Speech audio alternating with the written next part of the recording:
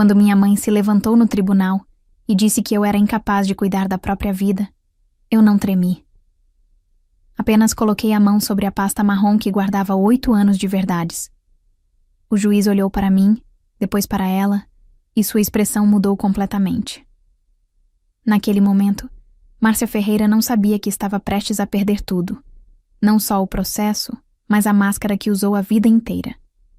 Se você acredita que ninguém deveria ser silenciado pela própria família, deixe seu like, se inscreva no canal e ative o sininho, porque essa história está apenas começando. E tudo começou 8 anos antes, quando prometi ao meu pai que a verdade viria à tona. A sala estava sufocante apesar do ar-condicionado. Eu podia sentir o perfume caro da minha mãe mesmo de longe. Aquele Chanel que ela sempre usava para eventos importantes, como se a vida fosse uma eterna passarela. Márcia Ferreira sentava ereta na primeira fila, vestido azul marinho, cabelos presos impecavelmente, postura de quem nunca duvidou de estar certa. Ao lado dela, Dr. Augusto Valente, seu advogado particular, organizava papéis com eficiência ensaiada. Ele já havia defendido meia dúzia de empresários em Ribeirão Preto. Confiante. Caro.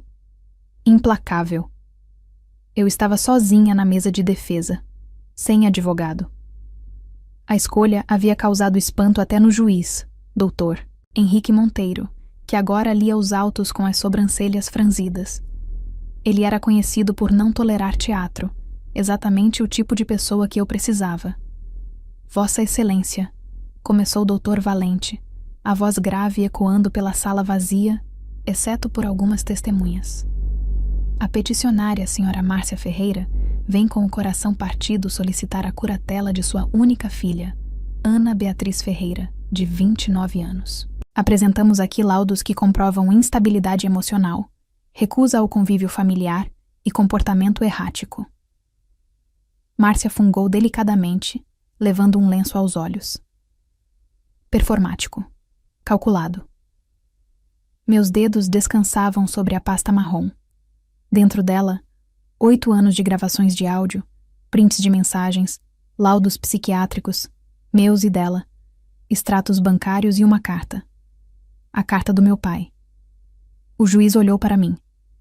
Senhorita Ferreira, a senhora deseja se manifestar? Respirei fundo. Sim, Excelência, mas gostaria de ouvir tudo o que minha mãe tem a dizer primeiro. Márcia virou a cabeça levemente. Pela primeira vez em anos, nossos olhos se encontraram. E no fundo do olhar dela, finalmente vi medo. 8 anos antes. Eu tinha 21 anos e acabara de me formar em engenharia de software pela USP de São Carlos. Voltei para casa com o diploma emoldurado, esperando... não sei. Talvez um abraço. Um parabéns. Qualquer coisa. Márcia estava na varanda, folheando uma revista de decoração. Nem ergueu os olhos quando entrei. Consegui, mãe. Me formei. Ela virou uma página. Seu pai ficaria surpreso. Ele sempre achou que você desistiria. As palavras cortaram, mas eu já estava calejada. Desde criança, aprendi que nunca seria suficiente. Não era bonita como a prima Júlia. Não era delicada como a filha da vizinha.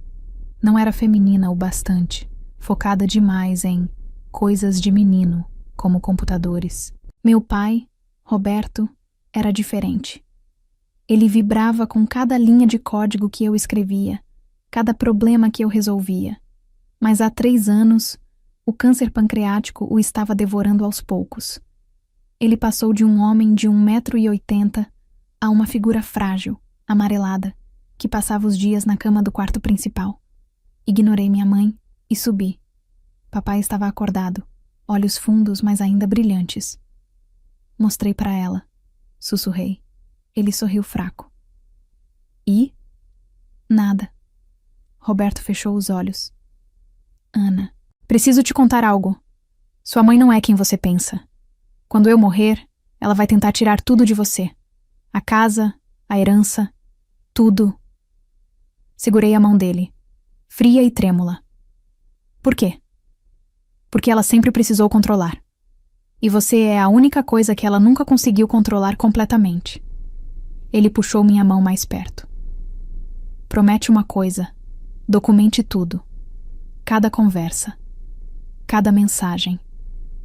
Confie no Dr. Sérgio Matos, da clínica onde faço acompanhamento psicológico. Ele sabe coisas sobre ela, coisas que eu descobri tarde demais. O que você descobriu, pai? Ele tossiu, o corpo sacudindo.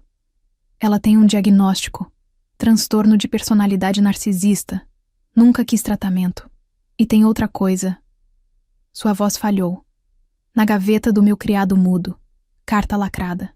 Só abra quando for a hora. 3 meses depois, eu o enterrei sozinha. Márcia não chorou no velório. Reclamou das flores. Eu comecei a gravar tudo 2 dias após o enterro. Márcia mudou instantaneamente. O pouco de civilidade que mantinha enquanto papai estava vivo evaporou. Agora eu era a fracassada que morava de favor, a inútil que não conseguia nem casar, o erro que ela teve que carregar. Deixei meu celular gravando durante os jantares. Instalei um aplicativo que salvava todas as mensagens que ela enviava. Anotei cada humilhação em um caderno, datas, horas, contexto. Por que você está sempre com esse celular na mão, gravando suas fracassadas tentativas de parecer importante? Ela zombou certa noite. Não respondi. Apenas salvei o áudio. Paralelamente, minha carreira decolou. Consegui uma vaga em uma startup de segurança da informação em Ribeirão Preto. Depois, fui promovida a líder de equipe. Em 4 anos, eu já era sócia minoritária. Comprei um apartamento no centro. Márcia não foi à inauguração. Deve ter usado o dinheiro do seu pai. Sozinha você não conseguiria nada. Ela escreveu por WhatsApp. Print. Salvei. Procurei Dr. Sérgio Matos como o papai pediu. Ele era um psiquiatra de cabelos grisalhos. Consultório discreto. Sua mãe foi minha paciente por 6 meses. Há 10 anos. Seu pai a trouxe. Ela abandonou o tratamento quando recebeu o diagnóstico. Ele me entregou uma pasta. Não posso revelar detalhes clínicos, mas Roberto autorizou, antes de falecer, que certos documentos fossem entregues a você se ela tentasse algo judicial. Abri. Laudos, relatórios, e-mails onde Márcia confessava ao psiquiatra que via a filha como uma extensão defeituosa dela mesma. Por que meu pai aguentou isso? Perguntei, a voz embargada. Porque ele te amava e sabia que um dia você precisaria disso. Guardei tudo, cada papel, cada gravação, cada print. Quando Márcia finalmente entrou com o pedido de curatela, alegando que eu era emocionalmente instável e incapaz de gerir minha própria vida, eu já tinha um arquivo de mais de 300 páginas. A carta do meu pai, ainda lacrada, esperava na minha mesa de cabeceira. Só abra quando for a hora, ele havia dito. Olhei para o envelope amarelado. A hora tinha chegado. A requerente alega que a filha apresenta sinais de depressão grave, isolamento social e negligência patrimonial, continuou o doutor, Valente, gesticulando dramaticamente. Temos aqui relatórios de vizinhos que confirmam que Ana vive reclusa, sem contato com a família. O juiz levantou a mão. Relatórios de vizinhos? Ou fofocas? Dr. Valente hesitou. Testemunhos, Excelência. Onde estão essas testemunhas? Silêncio. Eu me levantei. Excelência, posso? Dr. Monteiro assentiu. Abri a pasta marrom. Tirei um pendrive. Gostaria de apresentar algumas evidências. Conectei no notebook do tribunal. A primeira gravação começou. A voz de Márcia cristalina. Você é um erro que eu carreguei por 9 meses. Seu pai te amava, mas eu te tolero. E quando ele morrer, você vai ver quem realmente manda nessa família. A sala congelou. Márcia empalideceu. Isso foi gravado ilegalmente, gritou o Dr. Valente. Gravado na minha própria casa com meu próprio celular, em conversas onde eu era parte, respondi calmamente. Perfeitamente legal. Toquei a segunda, a terceira. 8 anos de humilhações, ameaças, manipulações. Depois, Coloquei os laudos do Dr. Sérgio na mesa. Estes são os relatórios psiquiátricos da minha mãe. Transtorno de personalidade narcisista. Ela abandonou o tratamento porque, citando suas próprias palavras ao médico, não via problema em como tratava a filha. Dr. Valente tentou objetar, mas o juiz o silenciou com um olhar. E tem mais. Tirei a carta do meu pai. Lacre intacto até aquela manhã. Li em voz alta. Ana, se você está lendo isso, é porque Márcia tentou te destruir. Perdoa-me por não ter te protegido melhor. Descobri que ela desviou parte da herança da sua avó antes de falecer. Investiu em empresas fantasmas. Tudo está documentado. Ela precisa de ajuda, mas nunca aceitou. Você é forte, mais forte que eu fui. Não deixe que ela apague você. Roberto. Coloquei os extratos bancários na mesa. Transferências suspeitas. Empresas que não existiam mais. Tudo em nome de Márcia. Ela se levantou, trêmula. Isso é mentira. Ele estava senil. O juiz bateu o martelo. Senhora Ferreira, sente-se. Dr. Valente estava pálido. Excelência, precisamos de um recesso para... Negado. Dr. Monteiro olhou para Márcia com uma frieza que cortava. A senhora veio aqui alegar que sua filha é incapaz. Mas o que vejo é uma mulher que construiu uma carreira, comprou um imóvel, manteve-se financeiramente estável enquanto era sistematicamente destruída emocionalmente pela própria mãe. Ele folheou os laudos, as gravações, os extratos. Curatela negada. E mais. Determino investigação sobre o desvio de patrimônio mencionado. Caso o Sr. A. Ferreira, sugiro que procure assistência psiquiátrica. Imediatamente. Márcia desmoronou. Não em lágrimas, mas em fúria silenciosa. O tipo de raiva de quem perde o controle pela primeira vez na vida. 3 meses depois, Márcia perdeu tudo. A investigação comprovou o desvio de mais de R$400 mil da herança da minha avó. Ela foi condenada a devolver o valor corrigido, e não tinha como pagar. A casa onde morava, que era parte da herança, foi penhorada. Eu não sentia alegria, apenas um vazio cansado, onde antes existia dor. No fim de semana, visitei o túmulo do meu pai. Limpei a lápide, coloquei flores frescas.